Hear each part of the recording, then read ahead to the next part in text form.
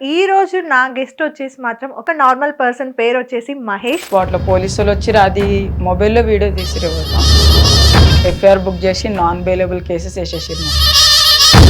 లోపల తీసుకెళ్ళి ఫుల్ కొట్టిరక్క.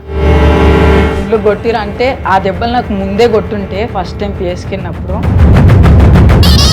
మూసుకొని పెట్రోల్ కొట్టించుకొని రాకుండా ఒకరినొకడు కొట్టుకున్నారు. పెట్రోల్ బంక్ లో వర్క్ చేసి అతన్ని కొడుతున్నారు. అయితే నేను మధ్యలోకి వెళ్ళి ఆపాను. అతను నువ్వెవరు అని చెప్పి నాకు కాలర్ కొట్టుకున్నాడు. ఇంకా ఆ టైంలో కొంచెం అతన్ని కొట్టాను. మొత్తం వేరే అబ్బాయిని పంపించి కట్ట తెప్పించి వాళ్ళిద్దరిని కొట్టినా అది చాలా పెద్దగా అయిపోయింది.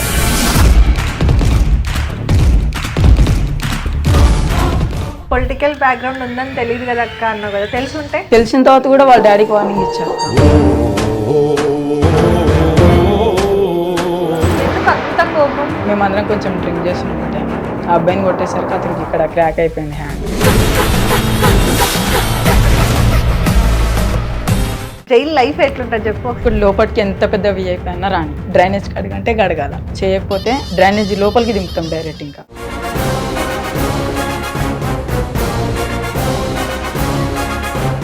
తప్పు చేసిన ఇక అనుభవించాలి తప్పదని చెప్పి అట్లనే కూర్చున్నా. అదే టైంకి మమ్మీ హాస్పిటల్లో ఉంది, డాడీ సిచ్యువేషన్ బాగాలే. నేను ఏ ఫ్రెండ్కి చెప్దామన్నా ఎవ్వరు లేరు.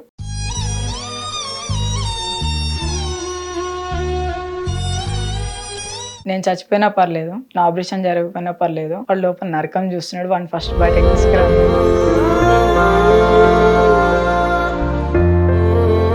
ఎలాంటి వాళ్ళని చూసినావు? నీకు అక్కడ ఫ్రెండ్స్ అట్లా ఎవరైనా అయ్యారా పరిచయం? క్యాట్ వంశ్ అనే సంథింగ్ ఏదో మర్డర్ కేసులో వచ్చినట్టు ఆయన వచ్చి కూడా అదే మధ్యలో చెరువు సూర్యుని చంపేశారు కదా భానుకిరణ్, ఆ సార్ కూడా కలిసారు లోపల.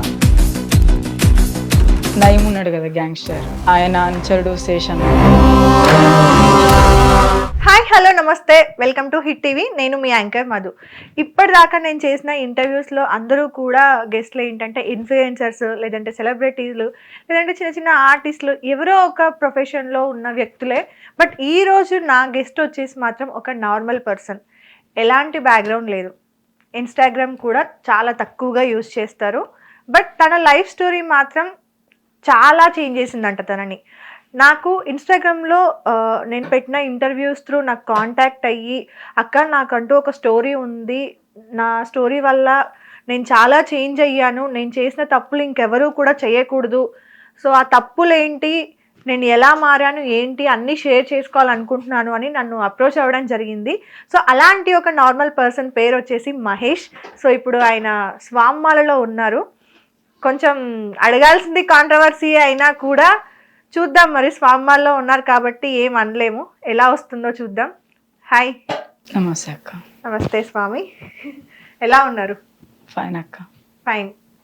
ఓకే, ఇన్స్టాగ్రామ్లో అప్రోచ్ అయ్యారు. అవునక్క. ఏంటి మరి స్టోరీ? ఎక్కడ పుట్టింది పెరిగింది అంతా?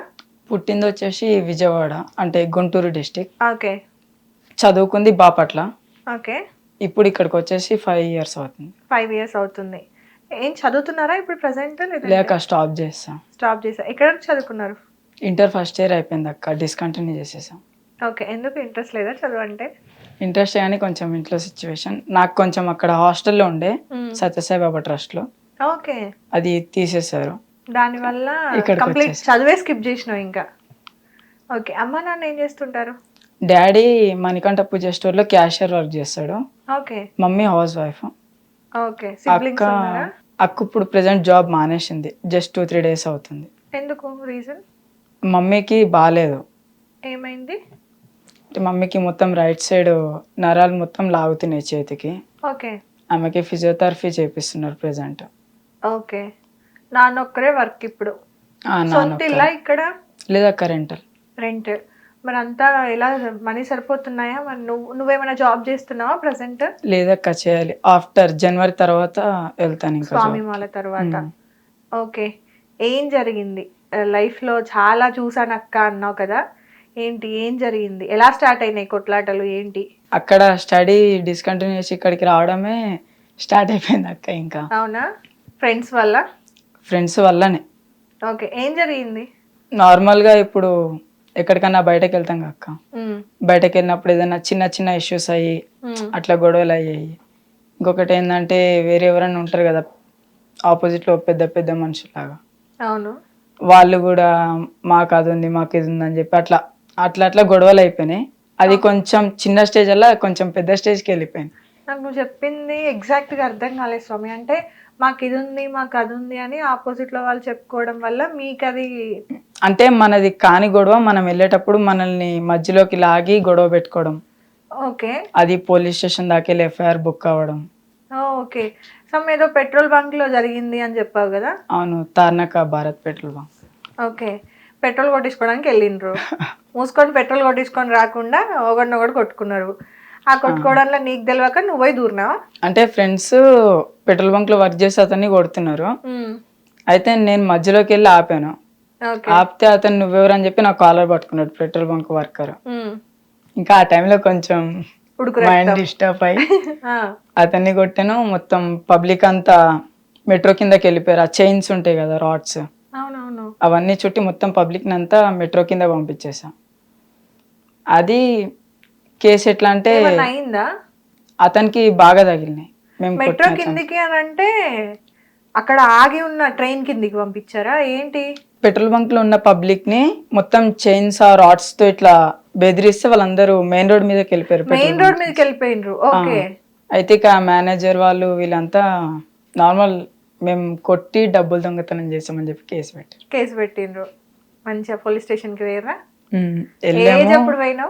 నేను వెళ్ళి 2.5 years అవుతుంది అక్క. ఇప్పుడు ఏజ్ ఎంత? ఇప్పుడు నా 21. అంటే 19 ఉన్నప్పుడు వెళ్ళావు అంతేనా? పోలీస్ స్టేషన్కి వెళ్ళడం అయితే 16 ఏజ్ నుంచి స్టార్ట్ అయింది. ఫస్ట్ ఎట్లా స్టార్ట్ అయింది? ఫస్ట్ అక్కడ హాస్టల్లో ఉన్నప్పుడు అక్కడ ఒక గొడవ అయింది. అయితే అక్కడ కొంచెం పోలీస్ స్టేషన్ లో తెలిసిన ఉంటే నార్మల్ గా బయటకు వచ్చేసాము. ఇంకొకటి అక్కడ కూడా అక్కడ ఏం కొట్టలేదు అక్క. మరి ఎందుకు పోలీస్ స్టేషన్ వరకు వెళ్ళాల్సి వచ్చింది? అది నార్మల్ గొడవ, వాళ్ళు కేసు పెట్టారు. మేము కొంచెం గట్టిగా మాట్లాడా, అయితే కేసు పెట్టేశారు. వెళ్ళాము, ఇంకా సారీ చెప్పి అంత చెప్పి బయటకు వచ్చేసాము. అది కాంప్రమైజ్ చేసుకున్నాం. సెకండ్ వచ్చేసి మౌలాలి సంథింగ్ ఎవరు ముస్లిం వాళ్ళ అబ్బాయి, ఆ అబ్బాయిని కొట్టేసరికి అతనికి ఇక్కడ క్రాక్ అయిపోయింది హ్యాండ్. దేంతో కొట్టిండ్రు ప్రతిసారి కొట్టినప్పుడు? అదైతే చెట్టు ఎక్కించి కర్ర ఇరగొట్టించి దాంతో కొట్టానక్క. అంత కోపం ఎందుకు? అంటే అబ్బాయిది తప్పు, ఆపోజిట్ అబ్బాయిదే తప్పు. నేను సైలెంట్ గా బయటకు వస్తుంటే గ్రౌండ్ లో నుంచి వాళ్ళు ఏదో 2 groups గొడవ అవుతున్నాయి. నేను సైలెంట్ గా బయటకు వస్తుంటే నన్ను బ్యాడ్ గా తిట్టాడు కొంచెం. అంటే ఫ్యామిలీ దాకా వెళ్ళిపోయింది. ఫ్యామిలీ వాళ్ళని కూడా తిట్టాడు. నార్మల్ గా వస్తుంటే నేను ఆపోజిట్ బ్యాచ్ అనుకుని చెప్పి నన్ను తిట్టాడు బయటకు వస్తుంటే. అంటే నన్ను కొట్టడానికి వస్తున్నావా ఏందా ఇది అన్నాడు. క్లియర్ గా మాట్లాడు, ఎవరితో మాట్లాడుతున్నావు, ఎవరిని అంటున్నావు అనేసరికి కొంచెం ఎక్కువ మాట్లాడాడు. ఆ టైంలో మైండ్ కొంచెం డిస్టర్బ్ అయింది. వేరే అబ్బాయిని పంపించి కట్ట తెప్పించి వాళ్ళిద్దరిని కొట్టినా అది చాలా పెద్దగా అయిపోయింది. అది యాక్చువల్ వాళ్ళకి కొంచెం పొలిటికల్ బ్యాక్గ్రౌండ్ ఉంది, అది నాకు తెలీదు. తెలుసుంటే కొట్టేటోని కాదా? తప్పు చేశాడు కదా అక్క. నా తప్పు లేనప్పుడు నన్ను అన్నాడు. పొలిటికల్ బ్యాక్గ్రౌండ్ ఉందని తెలియదు కదా అక్క అన్నావు కదా. తెలుసుంటే? తెలిసిన తర్వాత కూడా వాళ్ళ డాడీకి వార్నింగ్ ఇచ్చా అక్క. అంటే వాళ్ళ డాడీకి నువ్వు వార్నింగ్ ఇచ్చావా? మీ మమ్మీని తిడితే నువ్వు ఊరుకుంటా, అంటే మీ మమ్మీని తిడితే నువ్వు కొట్టేస్తావా అన్నాడు. నువ్వు తిట్టు నిన్ను కూడా కొడతా అని చెప్పిన. స్పాట్ లో పోలీసులు వచ్చి అది మొబైల్లో వీడియో తీసిరు ఎవరు, ఆ వీడియో పోలీసు వాళ్ళకి చూపించేసరికి అది ఎఫ్ఐఆర్ దాకా వెళ్ళిపోయింది. ఎఫ్ఐఆర్ బుక్ చేసి నాన్ బెయిలబుల్ కేసెస్ వేసేసారు మొత్తం. అప్పుడు ఆ టైంలో డాడీ లేరు, ఇక్కడ లేరు, డాడీ విజయవాడ ఉన్నారు. అంటే ఇక నేను బయటకు రావడానికి ఎవరెవరైతే ఉన్నారో వాళ్ళందరూ అసలు ఇక్కడ లేరు. మా అన్న ఒక్కడు ఉన్నాడు. అన్న వాళ్ళు కొంచెం అటు పోలీస్ స్టేషన్లో తెలిసిన వాళ్ళు ఉంటే వాళ్ళకి కాల్ చేసి మాట్లాడారు. డాడీ కూడా కొంచెం పొలిటికల్ సైడ్ నుంచి మాట్లాడి అక్కడికి వెళ్ళేసరికి నన్ను బయటకు పంపించే సిచ్యువేషన్ లేదు. ఇంకా ఎఫ్ఐఆర్ అయిపోయింది కాబట్టి ఇంకా మొత్తం ఎఫ్ఐఆర్ అయిపోయింది. వాళ్ళు అసలు బుక్ చేయొద్దంట రూల్స్ ప్రకారం, కానీ వాళ్ళు బుక్ చేసేసారు వీడియో ప్రూఫ్ ఉండేసరికి. నేను వెళ్ళి కేసు పెడదామన్నా నా వెనకాల ఎవ్వరు లేరు. నేను ఒక్కడిని వెళ్ళిన పిఎస్కి నాతో పాటు వచ్చిన వాళ్ళందరినీ బయటనే ఆపేసారు. ఆ అబ్బాయికి కొంచెం వాళ్ళ ఫాదర్ ఉండి వాళ్ళందరూ ఉండేసరికి వాళ్ళు ఎఫ్ఐఆర్ బుక్ చేయించేసారు డైరెక్ట్. తర్వాత లాస్ట్ గిట్లో వాళ్ళ డాడీనే కాంప్రమైజ్కి 1 రూపీ తీసుకోలేదు. అసలు మీరు ఎందుకు బుక్ చేశారు ఎఫ్ఐఆర్ అని చెప్పి రిటర్న్ వాళ్ళ మీదకే సీరియస్ అయ్యాడు. డాడీ ఇంకా ఆ రోజు నైట్ స్టేషన్ బెయిల్ తీసుకుని నన్ను బయటకు తీసుకొచ్చారు. డాడీ ఇక్కడ లేరు, వేరే వాళ్ళని పంపించి బయటకు పంపించారు. ఓకే. నెక్స్ట్ థర్డ్ది ఇదా? పెట్రోల్ థర్డ్ బంక్ ఇది.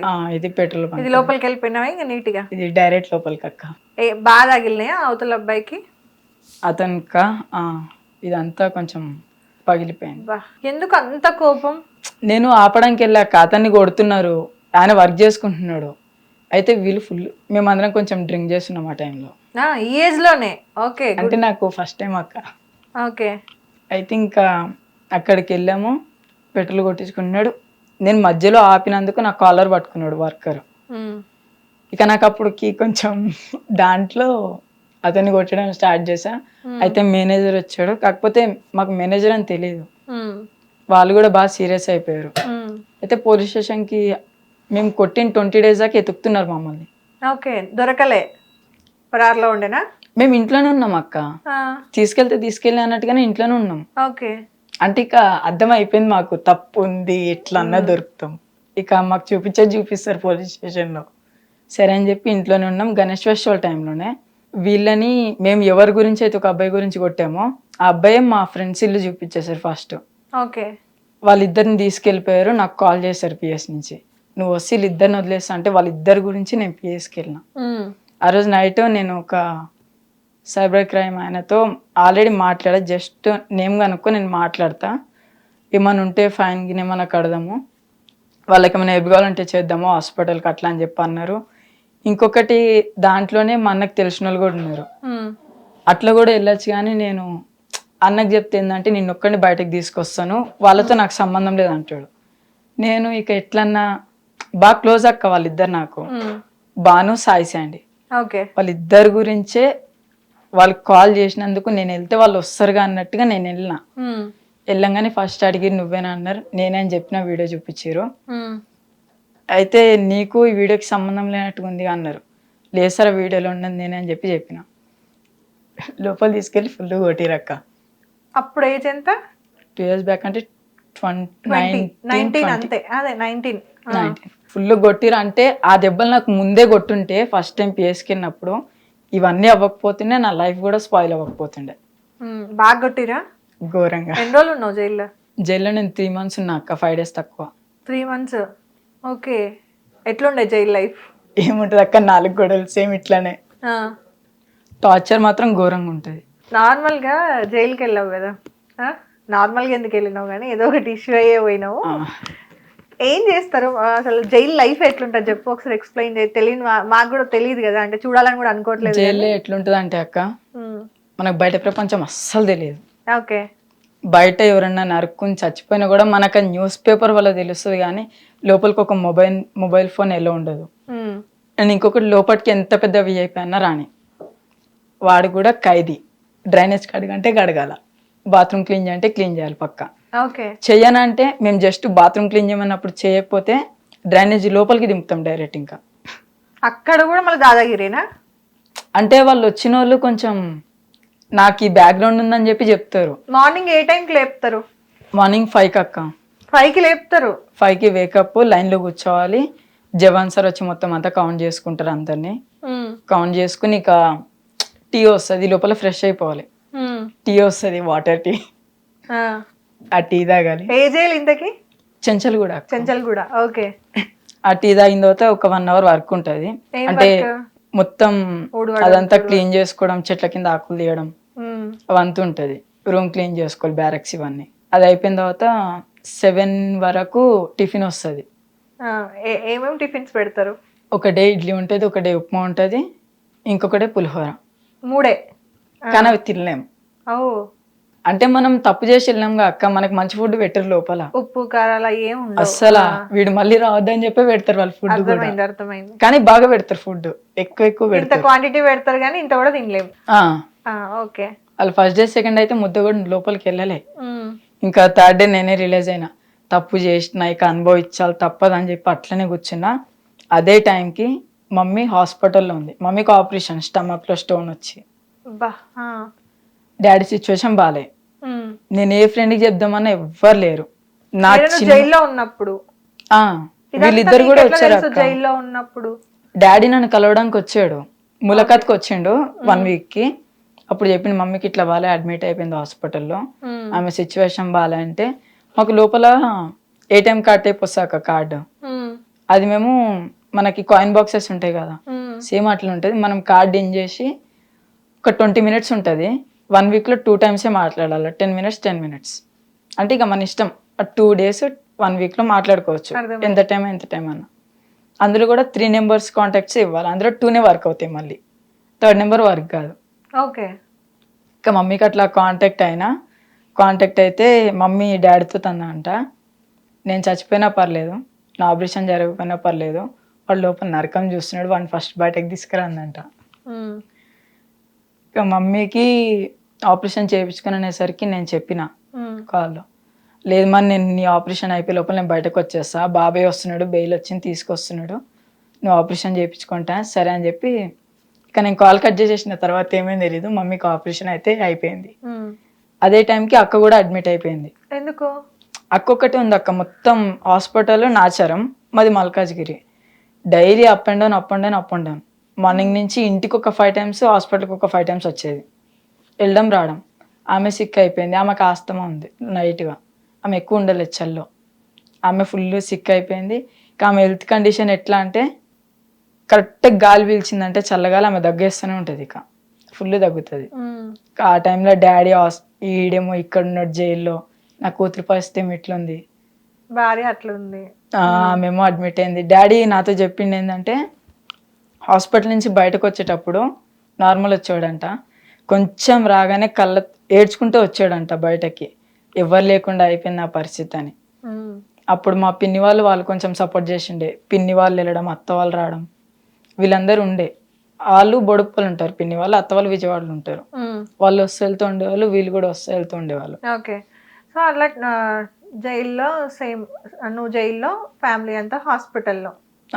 ఓకే. జైల్లో బ్రేక్ఫాస్ట్ అదంతా అయిపోయిన తర్వాత ఏం చేసేవాళ్ళు? బ్రేక్ఫాస్ట్ అయిన తర్వాత వర్క్ ఉంటుంది అక్క, మనకి వెజిటేబుల్స్ కోయడానికి అట్లా పంపిస్తారు. అంటే అందులో కోసమేనా? మా ఫుడ్ కోసమే, కాకపోతే కొంతమంది స్టాఫ్ మెస్కి పంపిస్తారు. స్టాఫ్కి వచ్చేసి క్వాలిటీ హైలైట్ ఉంటుంది వాళ్ళకి ఫుడ్. మనకి నార్మల్ బయట ఎట్లా ఉంటుంది అంటే సేమ్ యాస్టీస్ అట్లా ఉంటుంది.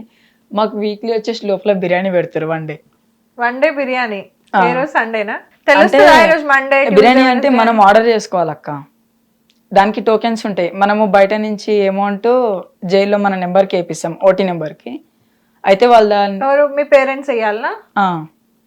మనకు సంబంధించిన వాళ్ళు ఎవరైనా వేయచ్చు వచ్చి. అయితే మనం దానికి లోపల క్యాంటీన్ ఉంటుంది, కాస్ట్లు అంతా నార్మల్ గానే ఉంటాయి, మనకు బయట ఎట్లున్నాయి అట్లనే ఉంటాయి. బిర్యానీ కూడా సేమ్ అంతే, కాకపోతే ఒక 10-20 రూపీస్ ఎక్స్ట్రా ఉండొచ్చు, టేస్ట్ మాత్రం బాగుంటది. మనకి క్యాంటీన్ కి తీసుకెళ్తారు, అంటే ఖైదీలకి ఫుడ్ చేసేదానికి. వాళ్ళు ఒక చాక్ ఇస్తారు, ఆ చాక్ తో మనం ఒక వెజిటేబుల్ కొయ్యాలంటే దాన్ని 4 times ఇట్లా అనాల్సిందే గట్టిగా, కట్టు కాదు. మనకి ఆ కోసేటప్పుడు ఫింగర్స్ పెయిన్స్కే కళ్ళలోంచి నీళ్ళు వస్తాయి. అంటే మనం బయట మొండి కత్తిస్తారు, చాకే మొండిగా ఉంటది. అంటే ఇక మనం బయట చేసిన తప్పులకి లోపల నరకం చూపిస్తారు వాళ్ళు, గ్యారంటీ. మనకు అనిపిస్తుంది ఇంట్లో ఏదన్నా కూర చేసినప్పుడు నోరు మూసుకుని తినేస్తే అయిపోయింది, పచ్చడి ఉన్నది తినాలనిపిస్తుంది. ఒకటేసారి కొట్టిరా? తర్వాత కూడా మళ్ళీ ఎప్పుడన్నా కొట్టినరా? జైల్లో మనల్ని కొట్టారక్క, ఇంకా కొట్టారు. ఒకసారి ముందు వెళ్ళేటప్పుడు కొట్టినరా? అంతే అంతే, పోలీస్ స్టేషన్ లో కొట్టిరు. ఇక నేను అనుకున్నా అనుభవించాలి తప్పదని చెప్పి. జైల్లో అయితే మనల్ని వాళ్ళు కొట్టారంట అక్క. నార్మల్ గా చాలా మంది చెప్తూ ఉంటారు కదా, జైల్లో ఏదో ఒక పని చెప్తూనే ఉంటారు, దానికి సంబంధించి డబ్బులు కూడా వస్తూ ఉంటాయి అన్నట్టుగా చెప్తారు కదా, ఎక్కువ రోజులు ఉన్న వాళ్ళకి. అంటే అది లైఫ్ పడ్డ వాళ్ళకి అక్క. నా ముందు నేను చూసిన వాళ్ళు అయితే 25 years నుంచి ఉన్నారు, 30 years నుంచి ఉన్నారు. నీకు జైల్ లైఫ్ లో నార్మల్ గా నీది పక్కన పెడితే, నీ స్టోరీ పక్కన పెడితే ఎలాంటి వాళ్ళని చూసినావు? నీకు అక్కడ ఫ్రెండ్స్ అట్లా ఎవరైనా అయ్యారా, పరిచయం? నన్ను ఒక రకంగా అయితే బయటకి వెళ్ళి మారు అని చెప్పింది క్యాట్ వంశ అన్న. ఓకే. ఆయన డైలీ కలుస్తుండే మార్నింగ్ లోపల జైల్లోనా? చెంచల్ కూడా. ఇంకొకటి స్నేక్ గ్యాంగ్ ఇబ్రాహిం అని చెప్పి ఉన్నారు అన్న వాళ్ళు. ఏం చేశారు వాళ్ళు? క్యాట్ వంశ అన్న సంథింగ్ ఏదో మర్డర్ కేసులో వచ్చినంటే, ఆయన వచ్చి కూడా 10 years అయింది, మొన్న 5 months బ్యాక్ బయటకు వచ్చాడు బెయిల్ పైన. ఇంకొకళ్ళు రక్త చరిత్ర, అదే మధ్యల చెరువు సూర్యుని చంపేశారు కదా భానుకిరణ్, ఆ సార్ కూడా కలిసారు లోపల. ఇంకా నయీం ఉన్నాడు కదా గ్యాంగ్స్టర్, ఆయన అనుచరుడు శేషన్న. మాకు వాళ్ళ దగ్గర డ్యూటీస్ వేస్తుండే లెక్క అయితే. ఏం చేసేవాళ్ళు అంటే వాళ్ళ దగ్గర డ్యూటీస్ అంటే? వాళ్ళకి ఫుడ్ వచ్చినప్పుడు వాళ్ళకి బయటకు రానికి ఉండదు. మేము వాళ్ళకి డోర్ తీసి మేము లోపలికి వెళ్ళి ఇవ్వాలి ఫుడ్. ఓకే, అంటే వాళ్ళు కంప్లీట్ లాక్డ్, బయటకు రాకుండా. లాక్డ్ అంటే వాళ్ళకి ఏమైనా కాల్ వచ్చినా లేకపోతే ములాఖాత్కి ఎవరైనా కలవడానికి వచ్చినా వాళ్ళు బయటకు వెళ్ళొచ్చు. మ్మ్. నార్మల్గా అయితే బయటకు రావద్దు వాళ్ళు. ఇంకొకటి వాళ్ళు ఉండే బ్యారక్ సైడ్ మాకు వైట్ డ్రెస్ ఇస్తారు. కొంతమంది సివిల్లో ఉంటారు, అంటే రేప్ కేసులో పోస్కో కేసులో వస్తారు కొంతమంది, పిటి కేసెస్లో. వాళ్ళకి అటు సైడ్ ఎలా ఉండదు. మా సిటీ డ్రెస్ వాళ్ళకి కూడా కొంతమంది వరకు ఎలో చేస్తారు అటు సైడ్కి, మ్మ్. అందరిని వెళ్ళారు. అక్కడ ఎవరికైతే డ్యూటీ ఉంటుందో వాళ్ళ వరకు వెళ్ళాలి. డ్యూటీ అవ్వగానే ఎట్లా వెళ్ళినామో అట్లనే రావాలి, చెక్ చేస్తారు పక్కా. ఆ జైల్లో మాత్రం చెక్కింగ్ ఘోరంగా ఉంటుంది, మొత్తం డ్రెస్ తీసి చెక్ చేస్తారు మనిషిని. ఎందుకని అంటే వాళ్ళు ఏమైనా ఇచ్చారు అనా? అంటే బయట నుంచి ఏమైనా తీసుకొస్తున్నారా, మెసేజ్ పాస్ చేస్తున్నారు, లోపల నుంచి ఏమైనా తీసుకెళ్తున్నారా. చాలా అంటే చాలా స్ట్రిక్ట్ అక్క. మన చేతికి నీ తాడు కూడా ఉండనియరు. మనం ఎంటీగా వెళ్ళాలి అంతే, వాళ్ళు ఇచ్చే డ్రెస్ వేసుకొని. ఓకే, ఏం చెప్పారు నీకు? వాళ్ళతో మాట్లాడవా? ఇప్పుడు నయీం అన్షురుడు అన్నావు, మర్డర్ కేసు వాళ్ళతో ఇంకో ఇద్దరితో కూడా ఆయన శేషన్న అయితే అంతగా వాళ్ళు మాట్లాడరు అక్క. వాళ్ళ దగ్గరికి మమ్మల్ని వెళ్ళనియరు ప్రెసెంట్ అయితే. వెళ్ళినా కానీ సార్ తిన్నారంటే తిన్నాం అంతే, తిన్నారా తినలేదు అదొక్కటే. భానుకిరణ్ సార్ కూడా అంతే. కాకపోతే భానుకిరణ్ సార్ ఒక మాట అన్నారు, నా సిచ్యువేషన్ నార్మల్గా ఆయన కాల్ మాట్లాడడానికి వస్తే చెప్పిన ఒక మాట, ఇట్లా ఉంది సార్ నాకు స్పోర్ట్స్ అంటే ఇంట్రెస్ట్. అంటే నాన్న నేను నీకు కాంటాక్ట్ నెంబర్ ఇస్తాను, నువ్వు లైఫ్ స్పాయిల్ చేసుకోకు, బయటకు వెళ్ళు, గచ్చిబౌలిలో మనకు తెలిసిన స్టేడియం ఒకటి ఉంది, అక్కడికి వెళ్ళి నేను ఇచ్చిన వాళ్ళకి నువ్వు కాంటాక్ట్ అవ్వు, వాళ్ళు నీ లైఫ్ సెట్ చేస్తారు, నీ ఫీజు కూడా నేనే పే చేస్తా అని చెప్పి అన్నారు. ఇంకొకటి క్యాట్ వంశ్ అన్న వచ్చేసి ఆయన చూసిన నరకం ఇంకొకరు ఎవ్వరు చూడొద్దని చెప్పి ఆయన నాకు ఎట్లా చెప్పిండంటే, ఇంకొకసారి జైలు ముఖం చూడొద్దు, ఎవరు కొట్టినా నిన్ను కొట్టినంటే వెళ్ళిపో సైలెంట్గా, నీ ఫ్యామిలీ దగ్గరకు వచ్చినంటే అస్సలు వదలకు, కానీ జైలు పోలీస్ స్టేషన్ అదని మర్చిపో, నీకు అక్క ఉంది, అక్కని మంచిగా చూసుకో, ఫ్యామిలీ మంచిగా చూసుకో, అమ్మ నాన్న తర్వాతనే ఎవరన్నా, ఫ్రెండ్స్ని అయితే నమ్మొద్దు. జైల్లో నీకు అందరు స్టోరీస్ విన్నావు కదా, అవునా? తప్పు చేయకుండా అనవసరంగా కేసులో ఇరికిన వాళ్ళ స్టోరీస్ విన్నావా? తప్పు లేకపోయినా కూడా కేసులో ఇరకాల్సి వస్తుంది కొన్నిసార్లు, అలాంటి వాళ్ళు ఎవరైనా పరిచయం అయినా? మాకైతే ఎవరు పరిచయం కదా. అంటే ఒకళ్ళు వాళ్ళ ఫ్రెండ్ కి ఇంకొక అమ్మాయికి మ్యారేజ్ చేశారంట, వాళ్ళు పరారు అయిపోయారు, వీళ్ళిద్దరు దొరికిపోయారు పెళ్లి చేసిన వాళ్ళు. వాళ్ళు కూడా ఏజ్ తక్కువ, అప్పుడు నాకంటే 1 year చిన్న వాళ్ళిద్దరు, కానీ వేసేసారు లోపల. వీళ్ళు కొంచెం రూడ్గా మాట్లాడారంట, మా ఇష్టం మేము చేస్తాం, మేము మేజర్స్ 18 దాటినే చేస్తాం, తప్పేందని చెప్పి అన్నారంట. వేసారు లోపల తీసుకొచ్చి. ఓకే, ఫైనల్ గా నీకు జైలు ఏం నేర్పించింది? ఏ తప్పు చేయొద్దు అక్క. ఫస్ట్ ఆఫ్ ఆల్ ఏదైనా గొడవైనా తలదించుకుని వెళ్ళిపోవాలి, కానీ లేదు అది నాదే అని చెప్పి దాని మధ్యలోకి వెళ్ళొద్దు. ఒకవేళ వాళ్ళు పిలిచినా కూడా నమస్తే అన్న టాటా బాయ్ అని చెప్పి సైలెంట్గా వెళ్ళిపోవాలి, కానీ వాళ్ళ మధ్యలోకి మాత్రం వెళ్ళకూడదు ఎప్పటికీ. ఓకే, కానీ ఫ్యామిలీ దగ్గరికి వచ్చినా ఆయన వాళ్ళ దగ్గరికి వచ్చినా కూడా అస్సలు వదలొద్దు, ఫ్రెండ్స్ని మాత్రం అస్సలు నమ్మొద్దు.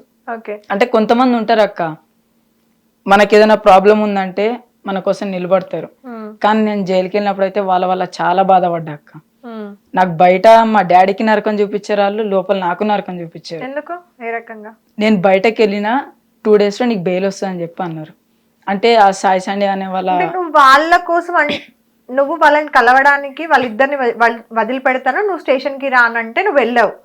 ఈ వీడియోలో ఉంది నువ్వు కాదు అన్నా సరే నువ్వు నిజాయితీగా ఒప్పుకున్నావు, లేదన్నా ఆ వీడియోలో ఉంది నేనే అని చెప్పి సార్ వాళ్ళ దగ్గర ఒప్పుకున్నావు. అంటే అలా వీడియో చూసి డౌట్ పడ్డారు అక్క, కొట్టింది నేనేనా అని చెప్పి పర్సనాలిటీ చూసి పోలీస్ వాళ్ళ దగ్గర ఒప్పుకున్నావు.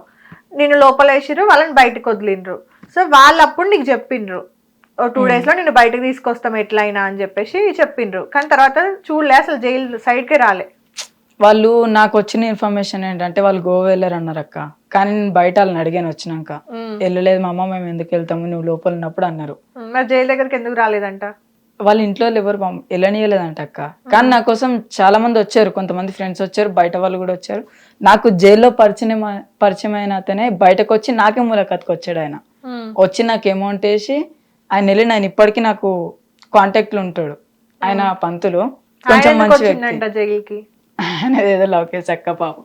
ఓకే, వాళ్ళ అమ్మాయి వాళ్ళ సైడ్ కేసు పెట్టేసేసారంట. రేప్ చేసిన వాళ్ళు జైలు అంటే రకరకాల తప్పులు చేసిన వాళ్ళు ఉంటారు. కొంతమంది ఉంటుంది అక్క, ఎట్లా అంటే వాళ్ళు చేయని తప్పుకి, అంటే ఇతనికి ఏం సంబంధం ఉండదు, అమ్మాయి ఇంట్లో గురించి ఊరేసుకుని చనిపోతుంది, కానీ ఇతను లోపలేసేస్తారు.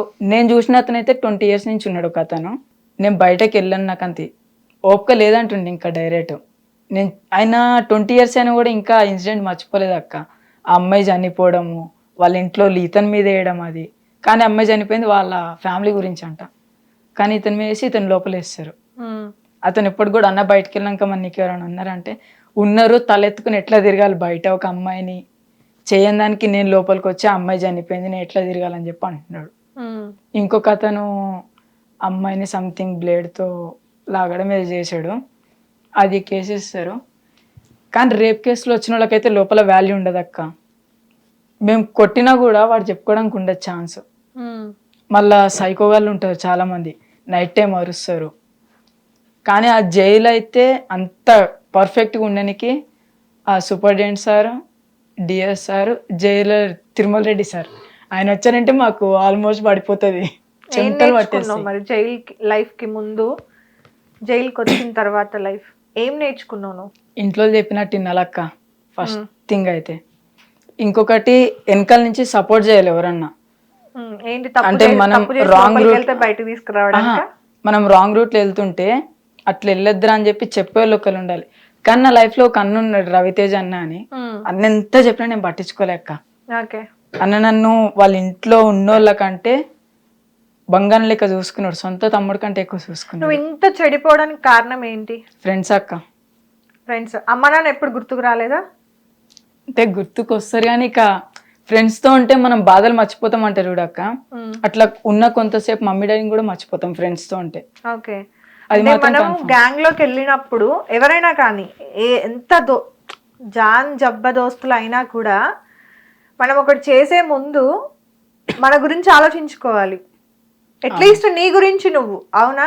అమ్మ నాన్న ఫ్యామిలీ అంతా పక్కన పెడితే నీకేదన్నా అయితే ఇప్పుడున్న రోజుల్లో నీకు కాలో చెయ్యో ఇరిగింది అనుకుందాం, అవునా? ఆ కొట్లాట్లో ఇరిగిన తర్వాత నీ బతుకేంటి? అమ్మ నాన్న ఎన్ని రోజులు ఉంటారు, అక్క ఎన్ని రోజులు ఉంటుంది, ఫ్రెండ్స్ ఎన్ని రోజులు ఉంటారు? ఎవరు ఉండరు కదా. మన గురించి మనమే ఆలోచించుకోవాలిగా. ఎందుకు మరి ఇంత యాటిట్యూడా?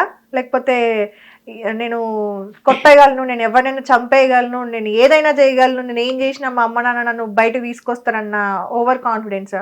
అట్లేం లేదు అక్క. తప్పులేందే ఎవరైనా ఏమన్నా అన్నారంటే, ఒకప్పుడు సిచ్యువేషన్ చెప్తున్నా, ఒకప్పుడు తప్పులేందే ఎవరైనా ఏమన్నా అన్నారంటే వాళ్ళ పక్క సీన్ చూపించేస్తారు. ఆ రోజు వాడు ఇవ్వడన్నా ఉండని ముంగట, వాడికి మాత్రం అసలు వీడిని ఎందుకు అన్నారా అని చెప్పి ఒక థాట్ ఏమైతుంది. మాట అన్నాడు, నీకేం నష్టం జరిగింది అంటే మన తప్పు లేదక్క. వాళ్ళు అంటారు పక్కన వాళ్ళు నేను తప్పు చేసిన అని చెప్పి అనుకుంటారు. అది ఒక్కరి దగ్గర నుంచి కొంతమంది ఎన్ని రోజులు అనుకుంటారు?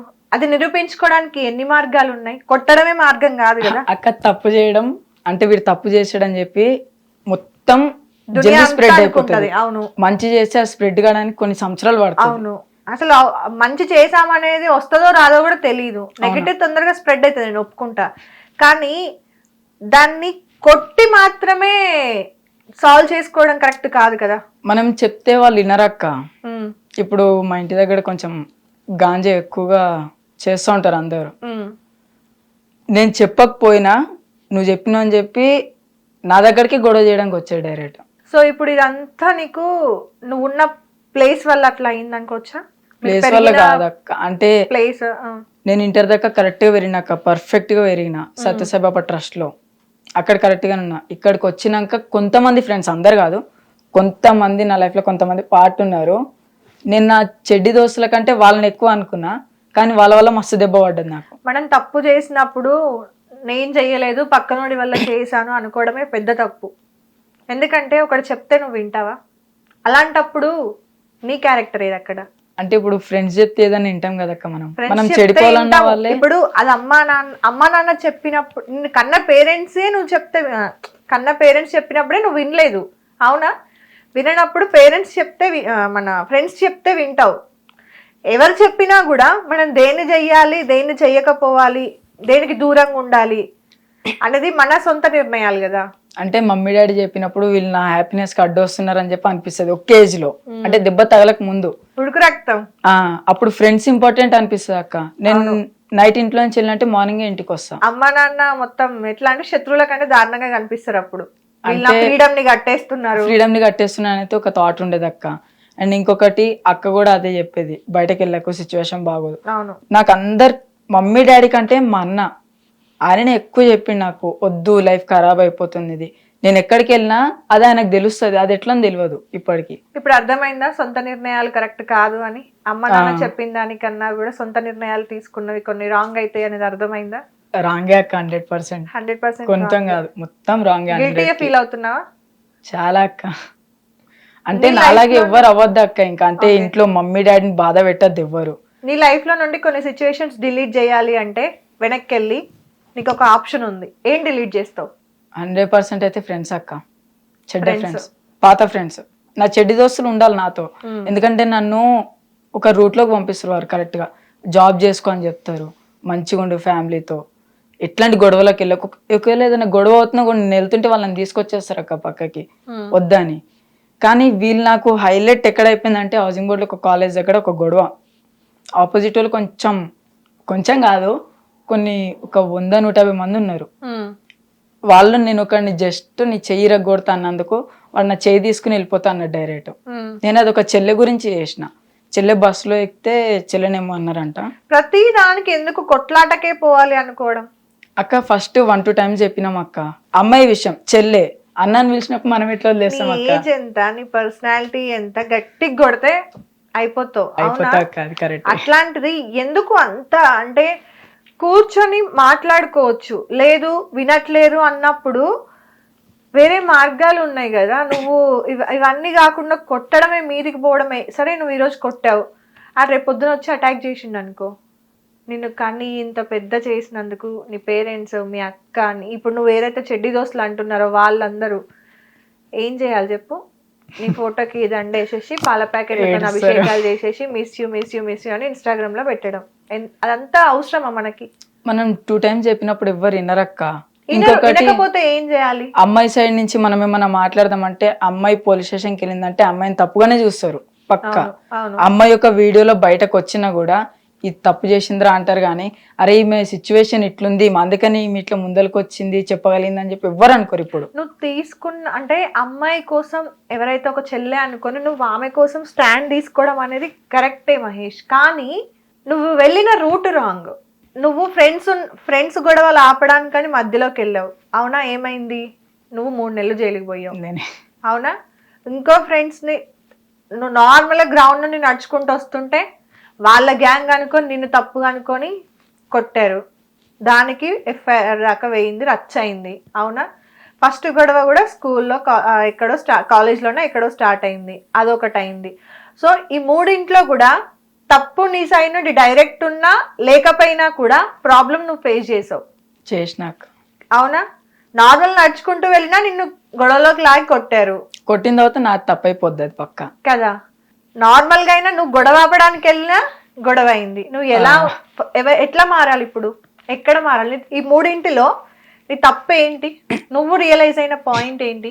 నేనైతే ఏదన్నా గొడవలు అయినప్పుడు అయితే 100% ఫస్ట్ ఫ్యామిలీని తలుచుకోవాలక్క. లేదా మనకి ఎవరైతే మెయిన్ మోటివేటర్ ఉంటారో వెనకాలో, నాకు మా అన్న ఉన్నాడు రవితేజ్ అన్న, అట్లాంటిలోకి కాల్ చేసి అన్న సిచ్యువేషన్ ఇట్లుంది అని చెప్పినప్పుడు వాళ్ళు సైలెంట్ మూసుకుని ఇంటికి వచ్చి ఆయన ఫస్ట్ చెప్పే మాట అది, నువ్వు వచ్చేసి సైలెంట్ గా. ఈ 3 కూడా నువ్వు గొడవలకి వెళ్ళడం కూడా తప్పు కాదు, కానీ నీ లిమిట్ ని క్రాస్ చేసి, నీ ఏజ్ ని క్రాస్ చేసి నువ్వు కోపం తెచ్చుకున్నావు చూడు, నీ అగ్రెషన్, అది తప్పు. కోపం ఒక్కొక్కసారి ఆలోచనని తగ్గించేస్తుంది, అసలు నువ్వు ఆలోచించకుండా చేసేస్తుంది. కోపంలో తీసుకునే నిర్ణయాలు అన్ని రాంగ్ అవుతాయి, అవునా? సో మనం తగ్గించుకోవాల్సింది ఏంటి? కోపం ఫస్ట్. నువ్వు కరెక్ట్ గానే ఉన్నావు, ఒకరి కోసం స్టాండ్ తీసుకోవడం 100% కరెక్ట్, ఫ్రెండ్స్ కోసం గొడవకి వెళ్ళడము కరెక్టే కాదు అన్ను, కానీ నిన్ను మించి నువ్వు చెయ్యాలనుకున్నావు చూడు, అది రాంగ్. అది కరెక్ట్. అది మార్చుకున్నావా మరి? ఇప్పుడైతే ఏం లేక దానికోసం అన్ని మానేయడానికేనా అయ్యప్ప మాల? అంతే, అంటే ఇష్టంతో వేసుకున్నాక మాల, ఏం కోరికలేం లేవు. మమ్మీ గురించి ఒక్కటే, మమ్మీ గురించి అంతే. ఎప్సమ్మాల ఇష్టంతో వేసుకున్నా. మారాలి, ప్రశాంతంగా కూల్ గా ఉండాలి, లైఫ్ ని హ్యాపీగా. ఇప్పుడు మంచిగా ఉంది అక్క, ప్రశాంతంగా ఉంది. మాల వేసుకుంటే కాంటాక్ట్ ఎక్కువ ఉండదు. మాల తర్వాత కూడా అలానే ఉండాలి, ఫ్రెండ్స్ తో తిరగాలి, తప్పు కాదు, కానీ మనకి మించిన దాన్ని చెయ్యాలనుకున్నప్పుడు ఆపోజిట్ రియాక్షన్స్ వచ్చేవి చాలా దారుణంగా ఉంటాయి. ఆల్రెడీ 3 నెలలు పోయావు జైలుకి, మళ్ళీ ఆ దర్దాపుల్లో కూడా పోకుండా చూసుకో. లేదా అక్క వెళ్ళాను. అంటే ఇప్పుడు అన్న చెప్పినట్టయితే 100% ఉంటున్నా. మమ్మీ డాడీ ఏమో కానీ అన్న చెప్పినట్టు ఉంటున్నా అక్క. కాకపోతే అన్నకి అర్థం కావట్లేదు అన్న. మమ్మీ అన్నకి డాడీకి ఎట్లా ఏం చెప్తావు? మమ్మీ డాడీకా? ఇంటర్వ్యూ ద్వారా మమ్మీ డాడీకి ఏం చెప్తావు? ఫస్ట్ నీ లైఫ్లో ఒక ఇంటర్వ్యూ ఇది, అవునా? నీ జైల్ లైఫో లేదంటే నువ్వు మారావు కాబట్టి నీకు ఇది ఒక మంచి ఆపర్చునిటీయో తెలీదు. నీ లైఫ్ గురించి షేర్ చేసుకున్నావు, తప్పులు చేసావు, ఒప్పుకున్నావు, శిక్ష అనుభవించావు. ఓవరాల్ గా ఏ తప్పు చేయకుండా కూడా శిక్ష పడింది అమ్మ నాన్నకి, అక్కకి. వాళ్ళకి ఏం చెప్తావు మరి ఇంటర్వ్యూ ద్వారా? వాళ్ళకి ఎట్లా చెప్పినా తక్కువే అక్క. వాళ్ళ కోసం ప్రాణం ఇవ్వచ్చు అంతే. అదొక్కటి చేయగలుగుతాను. ఈ ఇంటర్వ్యూ ద్వారా మా కోసం వాళ్ళకి ఒకసారి క్షమాపణలు చెప్పు, మా సైడ్ నుండి కూడా. నువ్వు చేసిన తప్పుకి గుర్తుండిపోద్ది. నువ్వు తప్పు చేయాలనుకున్న ప్రతిసారి ఇంటర్వ్యూ లింక్ ఓపెన్ చేయి. డాడీ సారీ, మమ్మీ సారీ అక్క, ఐఎమ్ రియలీ సారీ. నేను జైలు ఉన్నప్పుడు మిమ్మల్ని మస్తు ఇబ్బంది పెట్టినా. లోపల నుండి మీ మీద అరిచిన మీరు కాల్ చేసినప్పుడు నాకు బెయిల్ ఇస్తలేరని. కానీ మీ సిచ్యువేషన్ నాకు అర్థం కాలే. బయటకు వచ్చినాక తెలిసింది. I'm really sorry. ఇంకోసారి తప్పులు అయితే చేయను. కానీ మీ దగ్గరకు వస్తే మాత్రం 100% మీకు మొత్తం స్టాండర్డ్గా నిలబడతా. అన్న రవితేజ్ అన్న, నీకు కూడా చాలా సారీ. అండ్ నీకు ఒక రకంగా చెప్పాలంటే అక్క కంటే అమ్మ నాన్న కంటే నువ్వు నాకు చాలా ఎక్కువ అన్న. నన్ను అయితే బాగా చూసుకున్నావు. నా లైఫ్లో ఎవ్వరి అని మోటివేషన్ ఇచ్చి నన్ను అయితే 100% చేంజ్ చేసింది అయితే నువ్వే అన్న. నేను ఇప్పుడు ప్రజెంట్ ఏ గొడవలు లేకుండా ఇంత ప్రశాంతంగా ఉన్నా అంటే దానికి రీజన్ అయితే నువ్వే అన్న. ఐ లవ్ యూ అన్న. లైఫ్లో గోల్ ఏంటి ఫైనల్గా? నాకు మమ్మీ డాడీని చూసుకోవాలక్క అంతే. ఏదైనా జాబ్ చేసుకుని, పెద్ద ఆశలు లేవు. ఏం జాబ్ చేయాలనుకుంటున్నావు? ఏదైనా నార్మల్గా. నీకు స్పోర్ట్స్ అంటే ఇంట్రెస్ట్ అన్నావు మరి, కానీ దాంట్లోకి వెళ్ళే సిచ్యువేషన్ లేదక్క. స్పోర్ట్స్కి వెళ్ళాలంటే పక్క మనం చాలా అమౌంట్ పెట్టాలి. ఓకే, సపోర్ట్ ఉంటుంది అని చెప్పావు కదా? ఉంటుందక్క. కాకపోతే వాళ్ళు ఒక స్టేజ్ వరకే సపోర్ట్ చేస్తారు. ఎవరైనా మనీ విషయంలో సపోర్ట్ చేయరు. జైల్లో ఒక వ్యక్తి చెప్పారు అని అన్నారు కదా, క్యాట్ వంశ్ అన్న. లైట్ అక్క అది. అవలే అంటే ఆయన మోటివేట్ చేశారు నన్ను. ఆయన అయితే ఆ విషయంలో ఆయన పర్ఫెక్ట్. అది ఆయన వల్ల చాలా మంది మారిరు నాకు తెలిసి. అయితే నేనే మారినా. బయటకు వచ్చి డబ్బులు కూడా నేనే చూసుకుంటాను అన్నావు కదా, చూసుకో. ఆయన భానుకిరణ్ సార్ వాళ్ళ దాంట్లో ఎంటర్ అయితే మనం ఉండమక్క ఫస్ట్ ఆఫ్ ఆల్. ఎందుకంటే వాళ్ళదంతా రక్త చరిత్ర స్టోరీ. దాంట్లో మనం అసలు ఇన్వాల్వ్ కావద్దు. ఓకే, నువ్వు ఏదైతే అవ్వాలనుకుంటున్నావో అట్లీస్ట్ ట్రై చెయ్యి. డబ్బులు బాగా అవుతాయి అనేది పక్కన పెడితే ఇది చెయ్యలేకపోయాము అనే ఫ్యూచర్లో గిల్టీనెస్ ఉండకూడదు, అర్థమైందా? అరే నేను ఇది చెయ్యలేకపోయా, అట్లీస్ట్ అటెంప్ట్ చేయాల్సింది. తెలీదు లక్ ఎలా వస్తుంది ఏంటి అనేది, అవునా? చిన్న వయసులోనే ఆల్రెడీ వెళ్ళేసి వచ్చావు, ఒక మిస్టేక్ చేసావు. మేబీ నీకు నువ్వు వేసుకున్న ఈ అయ్యప్ప మాల ఏదైతే ఉందో ఆ దేవుడు నీకు ఒక రూట్ చూపిస్తున్నాడేమో. మేబీ నీకు స్పోర్ట్స్ ఇంట్రెస్ట్ ఉంటే ట్రై చెయ్యి, ఎఫర్ట్స్ పెట్టు. రిజల్ట్ మనకు అవసరం లేదు. మనము ఎక్కడి వరకు వెళ్తాము ఏంటి అనేది అదంతా సెకండ్ ఆలోచించాలి. ట్రై అనేది ఫస్ట్ స్టెప్ అయితే వెయ్యాలి కదా. సో వెయ్యి. All the best. థ్యాంక్స్ అక్క. అమ్మ నన్ను బాగా చూసుకో. ఇంకోసారి తప్పులు చెయ్యొద్దు. నీకు తప్పు చెయ్యాలి, గొడవలోకి వెళ్ళాలి అనిపించిన ప్రతిసారి ఇంటర్వ్యూ లింక్ ఓపెన్ చేయి, అర్థమైందా? నీ జైల్ లైఫ్, పులిహోర అన్నము, ఇడ్లీలు, ఇంకేంటిది ఉప్మా, నీళ్ళ చాయ్, నీళ్ళ చట్నీ అవి గుర్తుకు చేసుకో ఒకసారి, ఓకేనా? నేను ఇంకో లాస్ట్ ఒకటి చెప్పాలనుకుంటున్నా అక్క. బయట ఉన్న సిచ్యువేషన్ కి అమ్మాయిలను అయితే బాగా దారుణంగా హింస పెడుతున్నారు అక్క. నన్ను అడిగితే మాత్రం నేను లైవ్ లో చూస్తున్నా చాలా మందిది. అన్న ఇట్లా ఇబ్బంది అవుతుందన్న అంటే నాకు ఇన్స్టాగ్రామ్లో పరిచయమైన సిస్టర్సే అన్న ఇట్లా ఇబ్బంది పెడుతున్నారు నా కాలేజ్ దగ్గర, ఇట్లా బయట వెళ్తుంటే ఇట్లా ఇబ్బంది పెడుతున్నారు, మేము వెళ్ళినప్పుడు గలీజ్ మాటలు మాట్లాడుతున్నారు, లైక్ ఫిజికల్ టైప్గా. ఎట్లా అన్న మాకు అసలు ఇట్లుంటే ఎట్లా అన్న అంటున్నారు. నేను చాలా మందికి బాయ్స్కి అయితే ఒకటే మాట చెప్తా అక్క, అమ్మాయి జోలికి వెళ్తే మాత్రం తలకే తీసేస్తా అక్క, గ్యారంటీ. అది స్వామిలో ఉన్నావు, ఇలాంటి మాటలు మాట్లాడొద్దు. ఆడపిల్లలు అక్క, అవును, వాళ్ళు సెల్ఫ్ డిఫెన్స్ చేయలేరు అక్క. ఇప్పుడు వాళ్ళు తప్పు మహేష్, వాళ్ళకి చాలా ఉన్నాయి అక్క చెప్పాలంటే. ఎట్లా అంటే పోలీస్ స్టేషన్ అట్లా వాళ్ళకి చాలా రూల్స్ ఉన్నాయి, చాలా సెక్షన్స్ ఉన్నాయి వాళ్ళకి సపోర్ట్ చేయడానికి.